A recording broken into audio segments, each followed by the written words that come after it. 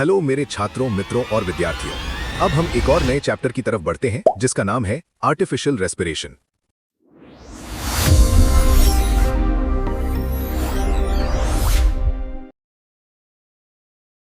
Conditions when artificial respiration is required. Artificial respiration की जरूरत तब पड़ती है जब सांस रुक जाए, अरेस्ट ऑफ ब्रीदिंग, लेकिन हार्ट फेल न हुआ हो। सांस रुकने की स्थिति, अरेस्ट ऑफ ब्रीदिंग, नीचे दी गई कंडीशंस में हो सकती है: accidents, drowning, gas poisoning, electric shock, anaesthesia. Oxygen की सप्लाई 5 मिनट तक रुकने से ब्रेन के टिश्यूज में, खासकर सेरिब्रल कॉर्टेक्स के टिश्यूज में ऐसे बदलाव आ जाते हैं जिन्हें ठीक नहीं किया जा सकता, इररिवर्सिबल चेंजेस। इसीलिए कार्डियक फेलियर होने से पहले ही बिना किसी देरी के आर्टिफिशियल रेस्पिरेशन, रिससिटेशन तुरंत शुरू कर देनी चाहिए।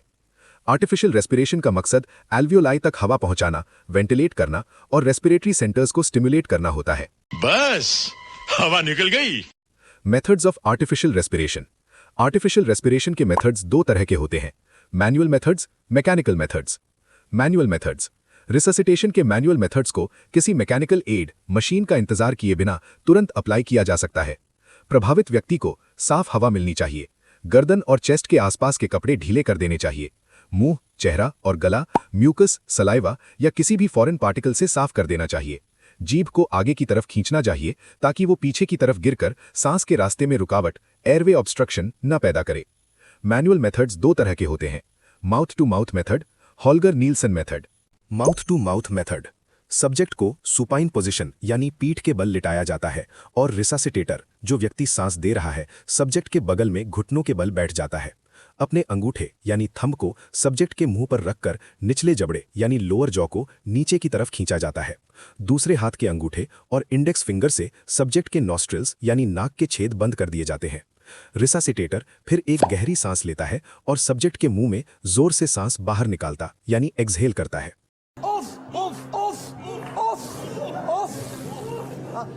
एक्सहेल की गई हवा की वॉल्यूम नॉर्मल टाइडल वॉल्यूम से दुगनी होनी चाहिए। इससे सब्जेक्ट के लंग्स फैलते हैं। फिर रिससिटेटर अपना मुंह सब्जेक्ट के मुंह से हटा लेता है। अब लंग्स के इलास्टिक रिकॉइल की वजह से सब्जेक्ट में एक पैसिव एक्सपिरेशन होती है। ये प्रोसीजर 12 से 14 बार प्रति मिनट तब तक दोहराया जाता है जब तक नॉर्मल रेस्पिरेशन वापस न आ जाए। माउथ टू माउथ मेथड सबसे असरदार यानी इफेक्टिव मैनुअल मेथड है क्योंकि रिससिटेटर की एक्सपायर्ड एयर में मौजूद carbon dioxide directly respiratory centres को स्टिमुलेट कर सकती है और रेस्पिरेशन शुरू होने में मदद करती है। इसका सिर्फ एक नुकसान यह है कि रिससिटेटर और सब्जेक्ट के मुंह के बीच का क्लोज कॉन्टैक्ट कई कारणों से एक्सेप्टेबल नहीं हो सकता। सेकंड, हॉल्गर नील्सन मेथड और back pressure arm lift method. Subject को प्रोन पोजीशन यानी पेट के बल लिटाया जाता है और उसका सिर एक तरफ घुमा दिया जाता है। हाथों को चीक्स के नीचे रखा जाता है जिसमें एल्बो जॉइंट पर फ्लेक्शन और शोल्डर्स पर आर्म्स का एबडक्शन होता है। रिससिटेटर सब्जेक्ट के सिर के पास घुटनों के बल बैठ जाता है।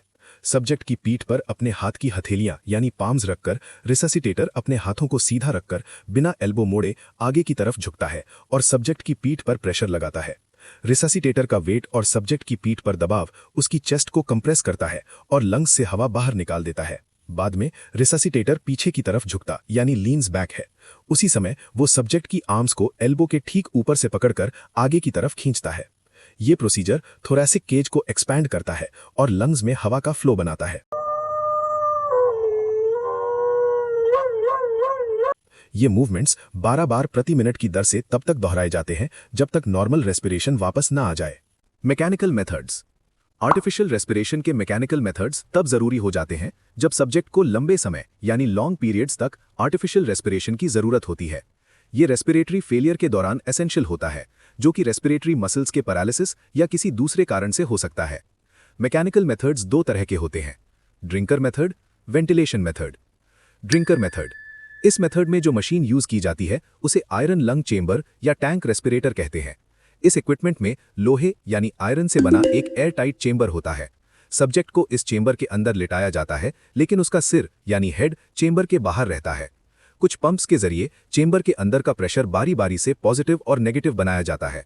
जब चेंबर में नेगेटिव प्रेशर होता है तब सब्जेक्ट का थोरैसिक केज फैलता है और इंस्पिरेशन होती है, और पॉजिटिव प्रेशर के दौरान एक्सपिरेशन होती है। टैंक रेस्पिरेटर का यूज करके पेशेंट लंबे समय तक, यहां तक कि 1 साल तक भी जिंदा रह सकता है जब तक कि नेचुरल रेस्पिरेटरी फंक्शंस वापस रिस्टोर ना हो जाएं। Ventilation method. पेशेंट के मुंह के जरिए ट्रेकिया में एक रबर ट्यूब डाली जाती है। एक पंप का यूज करके हवा या ऑक्सीजन को रुक रुक कर यानी इंटरमिटेंटली प्रेशर के साथ लंग्स में भेजा जाता है। तो मैं क्या करूं?